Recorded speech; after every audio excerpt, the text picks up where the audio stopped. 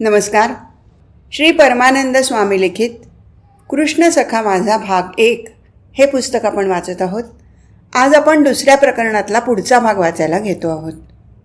त्या प्रसंगातील स्वतःच्या अवस्थेचं वर्णन करताना आत्ताही नारदाची अंतर्बाह्य अवस्था तशीच होऊन राहिली होती. लक्ष्मीच्या हे लगेचच दृष्टीस आलं आणि तिला ती अवस्था जाणवलीही. नारायणाच्या भक्तिभावाने भावपूर्ण झालेले नारदाचं अंतःकरण मोकळं होण्यासाठी हीच योग्य वेळ आहे हे लक्ष्मीनेही जाणलं आणि म्हणून नम्रतापूर्वक नारदाच्या चरणांना वंदन करून तिने प्रेमाने आपले दोन्ही कर जोडले आणि नारदाला उद्देशून बोलू लागली, हे नारायण प्रिय नारदा. त्यावेळचं नारायणाचं बोलणं आणि त्याची अवस्था खरेच अगदी आगळी वेगळीच होती हे निश्चित. त्यामुळे त्यावेळी नारायणाची अद्भुत अशी लीला प्रकट झाली असणार याची तर मला पूर्ण खात्री आहे आणि तीच श्रवण करण्याची माझी उत्कंठा वाढतच आहे. हे नारदा, मागच्या तुझ्या भेटीत तू मला नारायणाच्या अवताराचं चरित्र त्यातील रहस्यासहित अत्यंत भक्तिभावाने वर्णन करून सांगितलं होतंस.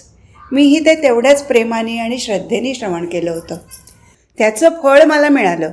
म्हणजेच माझ्या ठिकाणीही नारायणाविषयी भक्तिभाव निर्माण झाला. त्याचं महात्म्य आणि त्याची अंतःकरणाची प्रेमरूप अवस्था माझ्या अंतरात त्या रामचरित्र रूपाने कायमची ठसून राहिली आहे.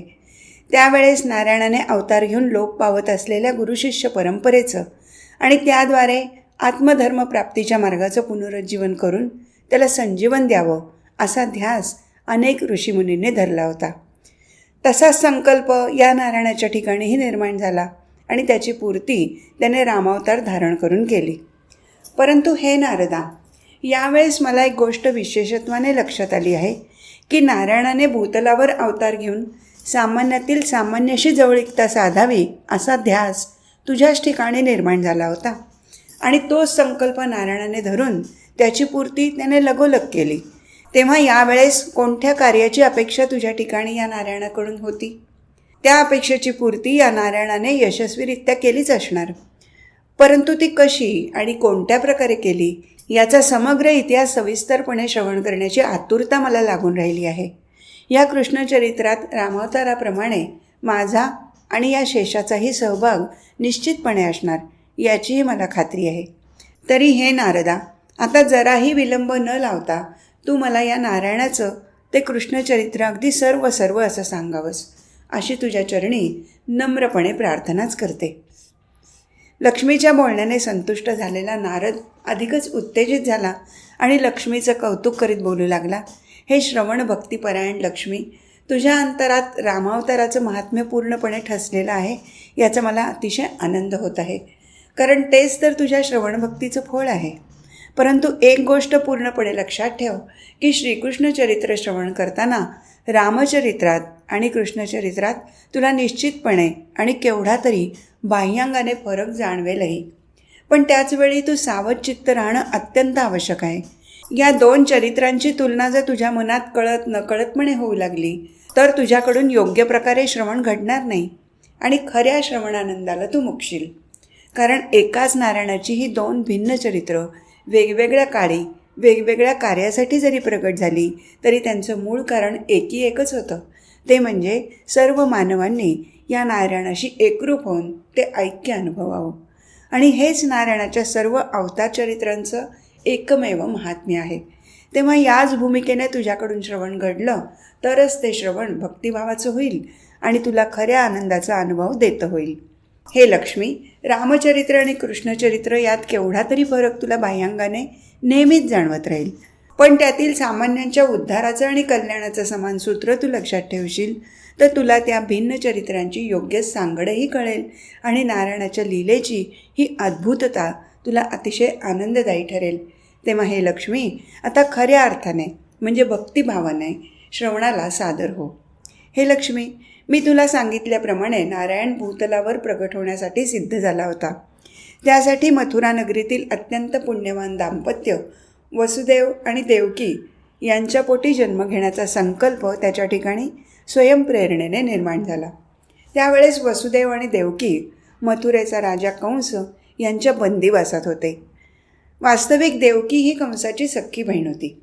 परंतु देवकीच्या पोटी येणारा 8वा पुत्र तुझा मृत्यूदाता होईल अशी भविष्यवाणी वसुदेव देवकीच्या विवाहप्रसंगीच वर्तवली गेली होती. त्यामुळे कंस हा भीतीने तर कंपित झालाच, पण त्याच्या ठिकाणी देवकीविषयीच क्रोध निर्माण झाला. संतापाच्या भरात तो देवकीचा वध आपल्या तलवारीने करायला सज्ज झाला. परंतु वसुदेवाने त्याची अनेक प्रकारे समजूत घालून विनवणी केली आणि देवकीचा 8वा पुत्र कंसाच्या स्वाधीन करण्याचं वचन कंसाला दिलं. तेव्हा कंसाने देवकीवर दया केली खरी, पण त्या उभयतांवरील अविश्वासाने त्यांना बंदिवासात बद्ध करून ठेवलं. खरं तर देवकीच्या 8व्या पुत्राकडून कंसाला मृत्यूचं भय होतं, परंतु संशयाने पछाडलेल्या कंसाने देवकीच्या पोटी जन्मलेल्या आधीच्या 7ही पुत्रांचा जन्मतःच वध केला आणि 8व्या पुत्राची तो भयग्रस्त होऊन वाट पाहत होता. आणि असा हा देवकीचा 8वा पुत्र म्हणून कंसवधाच्या निमित्ताने जन्म घेण्यासाठी नारायण देवकीच्या उदरात प्रवेश करता झाला. श्रवणासाठी हळूहळू सिद्ध होत असलेली लक्ष्मी नारदाच्या सुरुवातीच्या वर्णनानेच विस्मय पाहू लागली आणि न राहून उद्गारली, हे नारदा, तुझ्या या चरित्र वर्णनाची सुरुवात तर अगदी चित्तथराक पद्धतीनेच झाली आहे. कंसाचा होणारा वध काय, आणि तोही देवकीच्या 8व्या पुत्राच्या हातून. वसुदेव देवकीचा बंदिवास काय, कंसाचं भीषण असं क्रूर कर्म काय, सर्वच अगदी थरारक पण मनाला उदासीनता आणणारं आहे. खरं तर नारायणाचा अवतार भूतलावर होणार म्हणजे किती आनंददायी प्रसंग. त्यासाठी कसं सर्वत्र शुभकारक आणि मंगलमय वातावरण हवं, सर्वाठाई कसा उत्साह आणि जल्लोष हवा. पण इथे तर सर्वच विपरीत दिसत आहे. अशा परिस्थितीत या नारायणाला तिथे अवतार घ्यावासा वाटला तरी कसा? मला तर काही कारण दिसत नाही, उलट नवलच वाटत आहे. मुळात वसुदेव आणि देवकी यांनी असं काय मोठं पुण्यकर्म केलं होतं की त्याचं फळ म्हणून हा नारायण त्यांच्या पोटी जन्म घ्यायला तयार झाला? बरं, पुण्य म्हणावं तर त्यांच्याकडून तसंच काहीतरी पापही घडलं असणार की ज्यामुळे त्यांना त्यांच्या 1 नव्हे 2 नव्हे तर 7 पुत्रांच्या हत्येचं केवढं तरी दुःख सहन करावं लागलं. त्या वसुदेवाला आणि विशेषतः देवकीला किती क्लेश आणि यातना झाल्या असतील, या नुसत्या कल्पनेनेच माझ्या मनाचा थरकाप उडत आहे. तर त्या बिचाऱ्या देवकीला काय झालं असेल, मला तर त्याची कल्पनाच करवत नाही. आणि त्यातून पुन्हा हा 8वा पुत्र येऊ घातला होता. त्याने तर देवकीच्या आधीच्याच मनोक्लेशात आणखीनच काळजीची भर पडली असणार.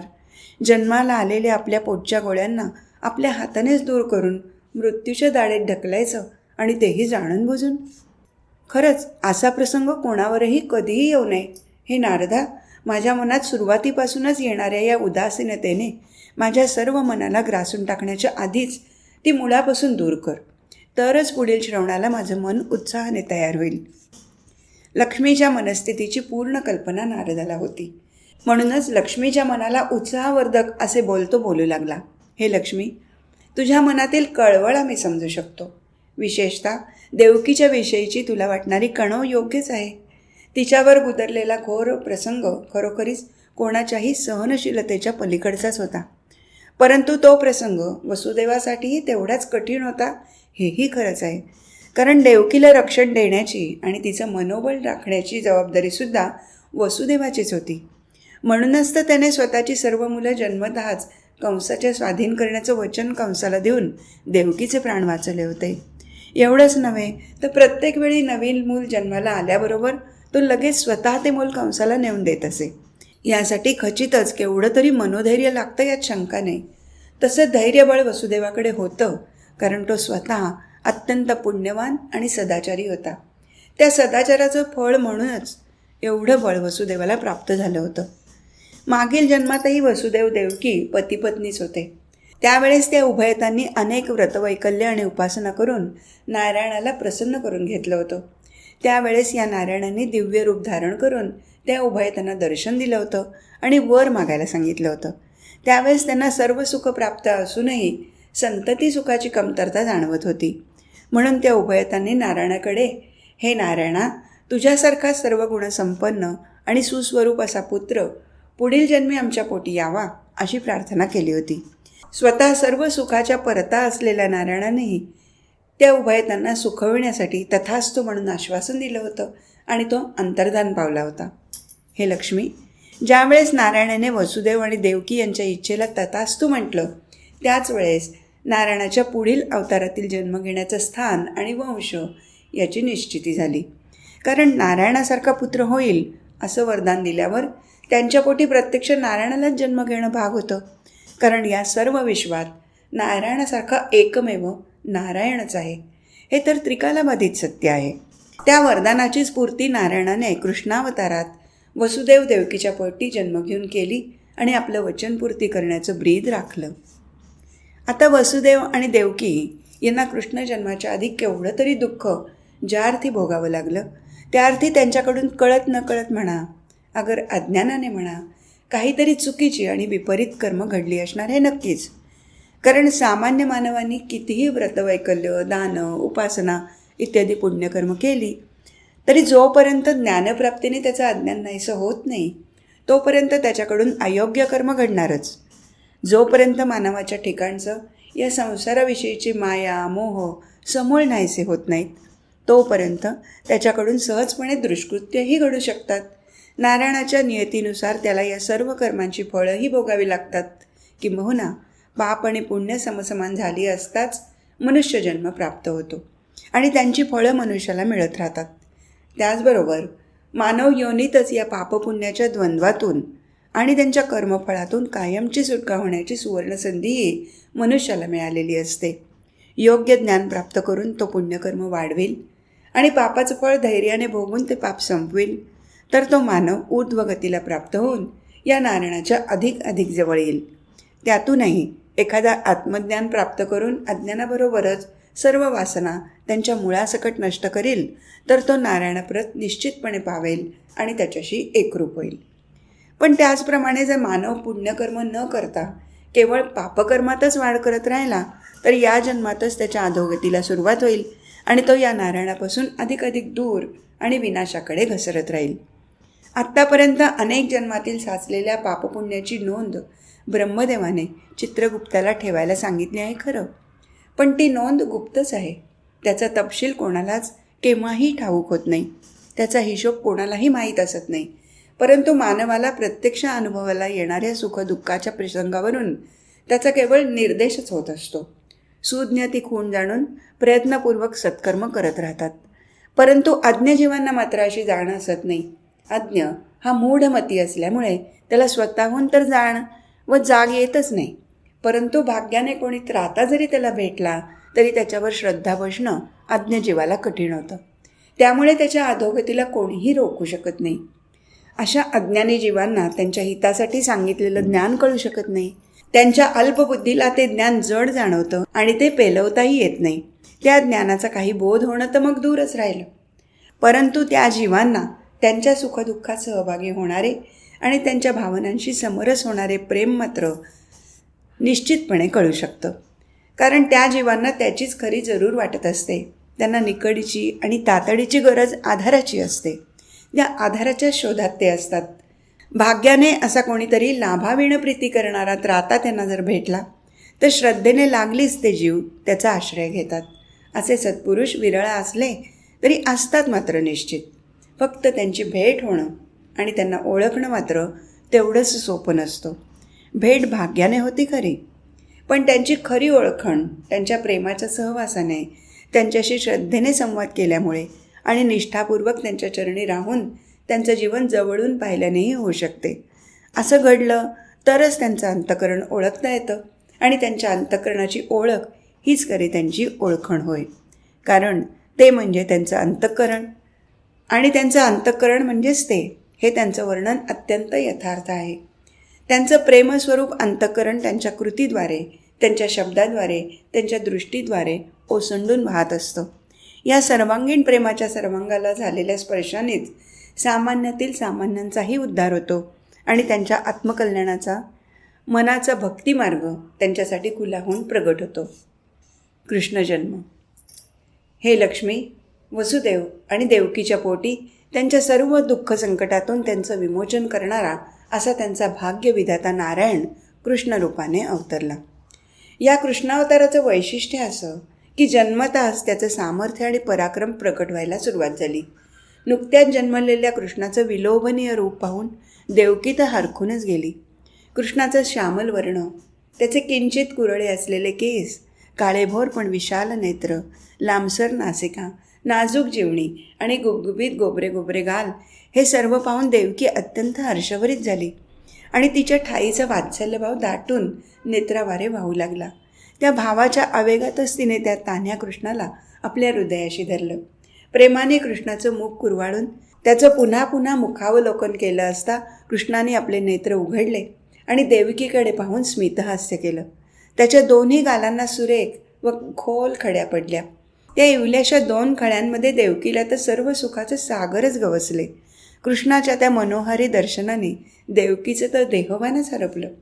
पण थोड्याच वेळात तिला वस्तुस्थितीचं भान आलं आणि परिस्थितीची जाणीव झाल्याने देवकी अत्यंत दुःखी झाली. इथे वसुदेवाची ही मनस्थिती देवकीप्रमाणेच झाली होती. कृष्णाचं अत्यंत निरागस गोजीरवाणपण, तरीही अत्यंत तेजस्वी दिसणारं ते बालरूप पाहून वसुदेवही हर्षभरीत झाला. कृष्णाच्या मंद आणि गोड हास्याने तोही अत्यंत सुखावला. पण त्यालाही वस्तुस्थितीची जाणीव झाली आणि त्याने स्वतःला सावरलं. शांत मनाने आणि स्थिर बुद्धीने तो विचार करू लागला. एकीकडे त्याचं मन त्याने कंसाला दिलेल्या वचनाचं स्मरण त्याला करून देत होतं, तर दुसरीकडे त्याचं मन त्या बाळकृष्णाला कंसाच्या हवाली करायला तयार होत नव्हतं. खरं तर अशी त्याच्या मनाची स्थिती आधीच्या प्रत्येक वेळेसच होत असे. पण त्या प्रत्येक वेळेस त्याने मनाच्या भावनेवर बुद्धीच्या बळाने मात केली होती. प्रत्येक खेपेस त्याने देवकीच्या भावनांचा विचार करूनही तिच्या मनाला अत्यंत मरणयातना दिल्या होत्या आणि स्वतःही अनुभवल्या होत्या. कंसाला दिलेलं वचन कोणत्याही परिस्थितीत पाळणं हाच आपला धर्म आहे अशी त्याची पूर्ण धारणा होती.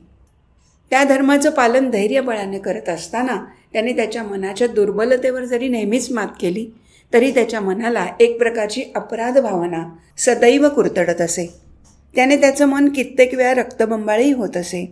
परंतु आपलं दुःख आणि यातना देवकीला न सांगता आणि न दाखवता तो नेहमी त्या स्वतः सहन करत असे.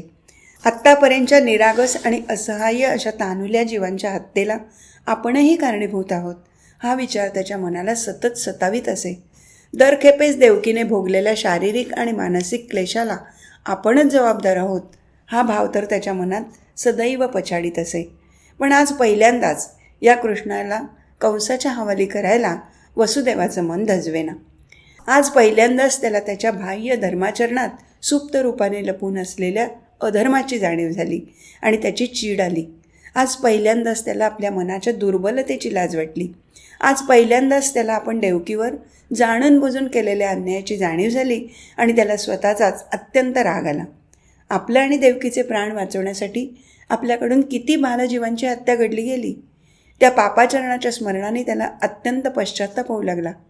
अशा पश्चात्ताप दग्ध अवस्थेतच त्याने दोन्ही हात जोडून आपले नेत्र मिटले आणि जगन्नियंत्या परमेश्वराची तो कारुण्य भावाने आळवणी करू लागला. नारदाच्या बोलण्याचा परिणाम लक्ष्मीवर एवढा जबरदस्त होत होता की तीच अत्यंत व्याकुळ झाली. श्रवणाने तिचंच मन अधिकाधिक बेचैन होऊ लागलं. त्याच मनाच्या अवस्थेत ती नारदाशी बोलू लागली. हे नारदा, वसुदेव आणि देवकी यांच्यावर ओढवलेला प्रसंग खरंच अत्यंत विचित्र आहे. कारण त्या प्रसंगात एकाच वेळी सुखाचा आणि दुःखाचा भाव हे दोन्ही पराकोटीचे झालेले आहेत. एकीकडे कृष्ण जन्माचा आत्यंतिक आनंद तर दुसरीकडे कंसाच्या भीतीने त्याला दिलेल्या वचनानुसार कृष्णाला कंसाच्या स्वाधीन करणं म्हणजे प्रत्यक्ष मृत्यूच्या खाईतच कृष्णाला ढकलण्यासारखं होतं. तेव्हा वसुदेव आणि देवकी यांची अगतिकता आणि झालेली केविलवाणी अवस्था खरोखरच करुणास्पदच आहे. त्यातूनही वसुदेवाच्या पश्चात्ताप दग्ध अवस्थेचं तू केलेलं वर्णन तर खरोखरीच हृदयस्पर्शी आहे. शेवटी कृष्णाचा जन्म झाल्यावर त्याच्या मोहकृपाच्या दर्शनाने का होईना वसुदेवाच्या मनात सद्विचारांचा प्रादुर्भाव झाला आणि त्याला पश्चात्ताप झाला हे योग्यच झालं. परंतु त्याआधी ज्या बालकांची निर्घृण हत्या झाली त्यांचं काय? त्यांना त्यांचं जीवन थोडंच परत मिळणार होतं. त्या बिचारांचा अपराध काय? त्यांना त्यांच्या पापाचं फळ मिळालं असं म्हणावं तर एवढ्या थोड्याशा काळात रडण्याशिवाय दुसरं कर्म तरी त्यांच्याकडून काय घडलं असणार? मग पाप तरी ते काय करणार? एवढ्या थोड्या काळाकरता जन्म मिळण्यात तरी काय अर्थ आहे? खरंच काही वेळेला काहीच सुचेनासं होतं. मन सुन्न होऊन राहतं. ही सर्व या नारायणाची नियती आहे. हे ज्ञान जरी बुद्धीला असलं तरी मनाला मात्र ते कळत नाही आणि कळलं तरी मुळीच मानवत नाही. परंतु हे नारदा, वसुदेवाने परमेश्वराची आळवणी सुरू केली असं जे तू शेवटी सांगितलं ते ऐकून मलाही जरासं बरं वाटलं. कारण शेवटी सत्ता त्या सर्वव्यापी परमेश्वराची म्हणजे या नारायणाचीच आहे हे सत्यच आहे. तेव्हा या परमेश्वरी सत्तेत काय घडलं हे तू कृपा करून मला सांग. ते ऐकण्यासाठी माझं मन अत्यंत आतुर आहे, कारण त्या श्रवणानेच माझ्या मनाची उद्विग्नता जाईल आणि या नारायणाच्या कृष्ण रूपातील लीलेचा आनंद माझ्या मनाला अनुभवता येईल. कृष्णावतार झाला म्हणजे आता सर्व व्यवस्थित आणि सुरळीत झालं असणार हे तर नक्कीच. काहीतरी चमत्कार घडला असणार हे मी अगदी खात्रीपूर्वक सांगते. असा काय पराक्रम या कृष्णाकडून घडला की त्याने स्वतःची आणि आपल्या मात्या पित्यांची सुटका कंसाच्या कारागृहातून करून घेतली? ते सर्व तू मला आता त्वरित आणि विस्तारपूर्वक सांग, अशी मी तुला प्रेमपूर्वक विनवणी करते. लक्ष्मीचं बोलणं लक्षपूर्वक ऐकणारा नारद लक्ष्मीचं बोलणं थांबल्यावरही बराच वेळ स्वस्थच होता, कारण तोही साहजिकच अंतर्मुख झाला होता. अत्यंत सखोल विचारात तो मग्न झालेला आहे अशी त्याच्या मुखावरील भाव पाहताना खात्री होत होती.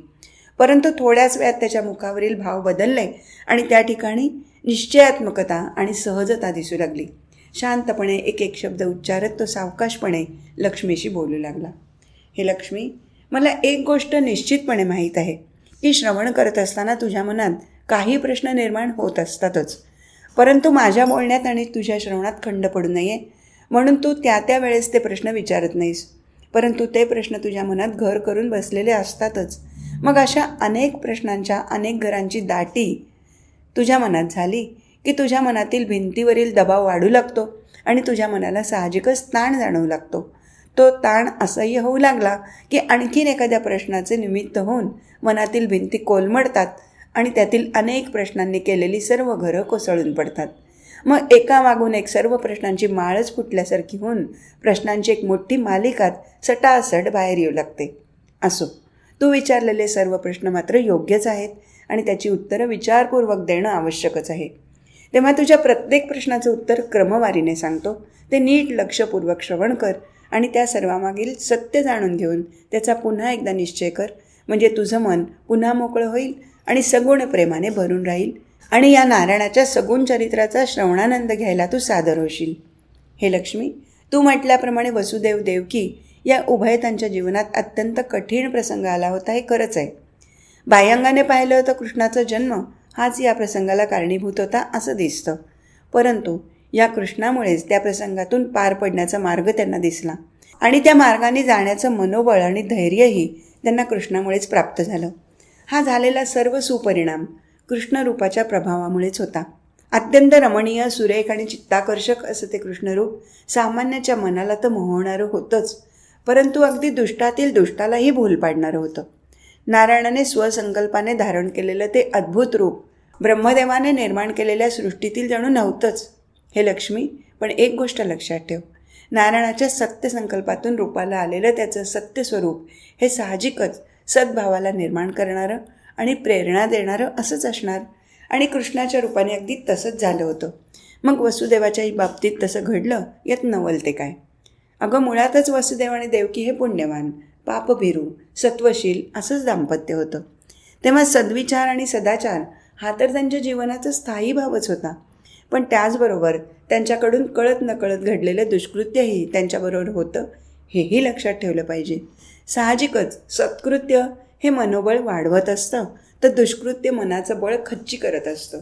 मनाच्या दुर्बलतेमुळे त्यांना कंसाची भीती वाटणं हे तर सहजच आहे, आणि कंसाची भीती म्हणजे काय तर साक्षात मृत्यूचीच भीती.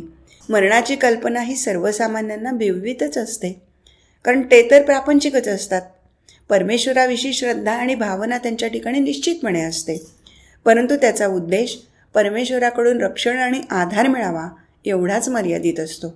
परमेश्वराच्या भक्तीनेच देहाचं ममत्व आणि मोह नाहीसे होतात आणि त्यामुळे निर्भयता प्राप्त होते, खरंच आहे. पण अशी अपेक्षा सामान्य जनांकडून एकदम सुरुवातीलाच धरणं हे योग्य ठरणार नाही. परंतु मानवजन्मात अशी प्रेमाने भक्ती करण्याची संधी त्यांना नारायणाच्या अवतारामुळे प्राप्त होते आणि कृष्णावतारात तर अशी सुवर्णसंधी सामान्यांनाही मिळून त्यांच्या भक्तीची सोयच कृष्णरूपाने झाली.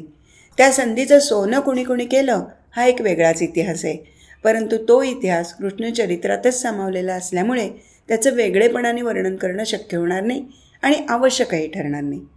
हे लक्ष्मी, एक गोष्ट मात्र लक्षात ठेव की वसुदेवाला केवळ स्वतःच्याच मृत्यूची भीती नव्हती, तर मुख्यत्वे देवकीच्या मरणाचीही भीती आणि आत्यंतिक काळजी त्याच्या ठायी होती. तशी ती असणं अगदी साहजिकच होतं. देवकीला संरक्षण देणं हे तर पती या नात्याने त्याचं प्रथम कर्तव्य कर्म होतं. त्यामुळे देवकीचेही प्राण वाचवण्यासाठी त्यांची नवजात अर्भकं अत्यंत नाईलाजाने आणि स्वतःच्या अंतःकरणावर दगड ठेवूनच त्याला कंसाच्या हवाली करावी लागली. बाह्यांगाने त्याचं कृत्य जरी कितीही निर्दयी आणि निष्ठुर दिसलं तरी वसुदेवाची झालेली अगतिकताही लक्षात घेतलीच पाहिजे. स्वतःच्याच पोटी जन्माला आलेल्या कोवळ्या आणि निष्पाप जीवांच्या पेक्षा देवकीच्या जीवाला मृत्यूपासून वाचवण्याला प्राधान्य देणं त्याच्या दृष्टीने योग्यच होतं. एवढंच काय, देवकीचे प्राण वाचवण्यासाठी त्याने वेळप्रसंगी स्वतःचेही प्राण खर्ची घालायला मागे पुढे पाहिलं नसतं. तेव्हा वसुदेवाच्या भूमिकेचं समर्थन जरी करता येणार नाही तरी प्राप्त परिस्थितीत त्याच्या दुर्बल मनाकडून आणि अल्पमतीकडून घेतल्या गेलेल्या निर्णयाची कारणमीमांसाच मात्र तुला जरूर माहीत असावी. कारण त्यामुळे तुझं मन वसुदेवाविषयी आणि त्याच्यासारख्या सामान्यांविषयी पूर्वग्रहाने दूषित होऊन न राहता त्यांच्याविषयीच्या सहानुभूतीसाठी नित्य मोकळं राहील. अर्थात एक गोष्ट निश्चित आहे की एखाद्याकडून कर्म जाणून बुजून घडो अगर न कळत घडो, त्याचं फळ मात्र नियतीनुसार अटळ असतं. जसं अग्नीवर पाय पडला असता तो पाय अत्यंतिक उष्णतेने भाजणारच, तोच पाय बर्फावर पडला असता तो अत्यंतिक गारव्याने गारटणारच. मग तो पाय मुद्दामून ठेवलेला असो किंवा नकळतपणे पडलेला असो. आणखीन एक गोष्ट आहे की कळत नकळत घडलेल्या दुष्कर्माचा खऱ्या अर्थाने पश्चाताप झाला तर त्या तापात मनातील पापाची भावना जळून नाहीशी होते आणि ते मन शुद्ध आणि सबळ होतं. त्यामुळे नियतीनुसार प्राप्त झालेली कर्मफळं भोगणं मनाला सुसह्य होतं. त्यासाठी मनाची कशाही विषयी तक्रार शिल्लक राहत नाही आणि कोणाही विषयी राग उरत नाही. पण थोडा वेळ शुद्ध झालेलं मन प्रापंचिक विचारांनी आणि विषयाच्या वासनेने पुन्हा मलिन होणार नाही याची काळजी घेणं आणि तशी सावधगिरी बाळगणं यासाठी ज्याचे त्याचे प्रयत्नच आवश्यक असतात. हे लक्ष्मी, कंसाच्या क्रौर्याला बळी पडलेल्या या अल्पायुषी बालकाविषयी तुला वाटणारी अनुकंपाही अगदी साहजिक आणि योग्यच आहे. परंतु या जन्मातील त्या बालकांचं आयुष्य नियतीत तेवढं ठरलेलं होतं हे खरंच आहे. त्यामध्ये त्या बालकांचा काही अपराध होता किंवा नाही असा प्रश्नच निर्माण होत नाही. पण त्यांच्या पूर्वकर्मानुसारच हे घडलं हे निश्चित. त्या कर्माची गणना व तपशील मात्र कोणालाच ठाऊक असत नाही. एवढ्या थोड्या काळाच्या आयुष्यात त्यांच्याकडून काय कर्म घडलं आणि ते काय जीवन जगले ही तुझी शंकाही बरोबर आहे. परंतु सूक्ष्मपणे विचार केलास तर एक गोष्ट तुझ्या लक्षात येईल की त्यांच्या जन्माने आणि मृत्यूने त्यांच्या मात्यापित्यांना अत्यंतिक काळजी, भीती, दुःख यांचा अनुभव देण्यासाठीच त्यांचं अल्पायुष्य कारणीभूत आणि निमित्त मात्र ठरलं. परंतु त्याचबरोबर कृष्णजन्म होण्याचा मार्ग ते जीव मोकळा करत गेले हेही खरंच आहे. त्या सत्कृत्याचं फळ त्या शापित जीवांना निश्चितच मिळालं. त्यांचा उद्धार होऊन ते पुढे सद्गतीला पावले हेच ते सुफल होय. लक्ष्मी, आणखीन एक गोष्ट लक्षात ठेव की नारायणाच्या संकल्पानुसार निर्माण झालेला हा सृष्टीचा खेळ जरी त्याच्या नियतीनुसार चालत असला तरी त्या खेळाची नियमबद्धता जडसृष्टीला जेवढी बांधून ठेवते तेवढी ती जीवसृष्टीला बांधून ठेवू शकत नाही हेही खरंच आहे. त्याला कारण म्हणजे जीवाच्या ठिकाणी असलेलं मन हेच होय. सर्व जीवांच्या ठिकाणी जसं आत्म्याच्या रूपाने परमतत्व आहे तसंच त्यांच्या ठिकाणी मन हे अद्भुत तत्वही आहे. त्या मनाच्या रूपानेच आत्म्याचं चैतन्य मानवी देहात खेळत असतं. खरं तर हे मन हे आत्म्याचाच अंश आहे, त्याचंच चैतन्य रूप आहे. म्हणून जेव्हा ते मन आपल्या मूळ आत्मस्वरूपाच्या जाणीवेने या देहात वावरत असतं तेव्हा नियतीच्या नियमात बद्ध राहूनही मोकळेपणाने खेळत असतं. त्यावेळी ते मन सहजपणे आपल्या मूळ अस्तित्वाचा आनंद देहाच्या माध्यमाने उपभोगीत असतं. परंतु तेच मन जेव्हा आपल्या मूळ आत्मस्वरूपाला विसरतं आणि ते देहालाच आपलं अस्तित्व समजून देहाच्या सुखालाच आपलं सुख मानू लागतं तेव्हा नियतीचे नियम बाजूला करून ते खेळू पाहतं. नियमाला झुगारून देणारा त्या मनाचा मोकळेपणा स्वैरपणाकडे झुकतो आणि ते मन इंद्रियांना अयोग्य कर्माकडे प्रवृत्त करतं. मग त्या कर्माची फळं म्हणजे अनन्वित दुःख या देहाला तर अनुभवावी लागतातच, पण स्वतः मनालाही अत्यंतिक क्लेश भोगावे लागतात. पण त्यातूनही भाग्याने एखाद्याच्या मनाच्या ठिकाणी त्याचे मूळचे शुद्ध आणि सात्विक संस्कार पुन्हा जागृत होतात आणि त्याला खरंच पश्चाताप होतो. या तापाने त्याचं मन पुन्हा शुद्ध होऊन सद्विचार करू लागतं आणि इंद्रियांना सदाचरणाला प्रवृत्त करतं. परंतु पश्चात्तापाने मन शुद्ध होत असतानाच आणखी एक गोष्टही होते, ती म्हणजे पूर्वकर्माची आणि फळांची स्मृती मनाठाई कायम राहत असल्यामुळे मन दुर्बल होऊन राहतं. त्यामुळे मनात सुविचार येऊ नये तसं आचरण करायला मन घाबरतं. कारण आपले विचार खरंच योग्य आणि चांगले आहेत का याची शंका त्याच्या मनात वारंवार येत राहते आणि हीच भीती त्या मनाला कमकुवत करते. अशा वेळी खरं तर एखाद्या स्वानुभवी सत्पुरुषाचं मार्गदर्शन हवं. परंतु सर्वांनाच सर्व वेळी सर्व मार्गदर्शन उपलब्ध असेलच असं नाही. म्हणून मग सर्वसामान्याच्या दृष्टीने त्यांच्यासाठी एकच मार्ग शिल्लक राहतो. तो मार्ग म्हणजे जगन्नियंत्या परमेश्वराची आळवणी हाच होय.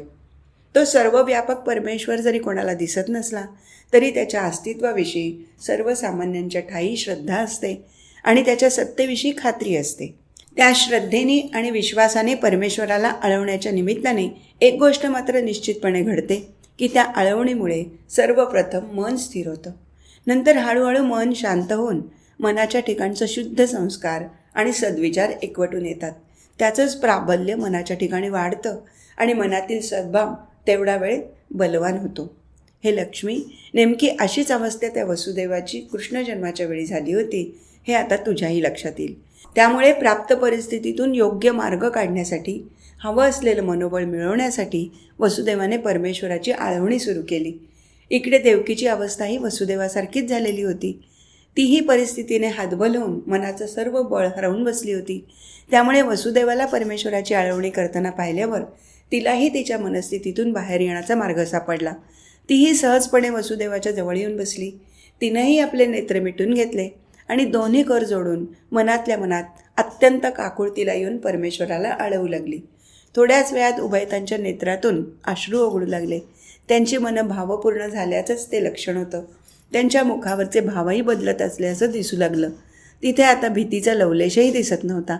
आलेल्या संकटाला शरण न जाता त्याला धैर्याने सामोरे जाऊन त्या संकटातून मार्ग काढण्याचा निश्चय त्या उभयतांच्या मुखावर प्रतीत होऊ लागला.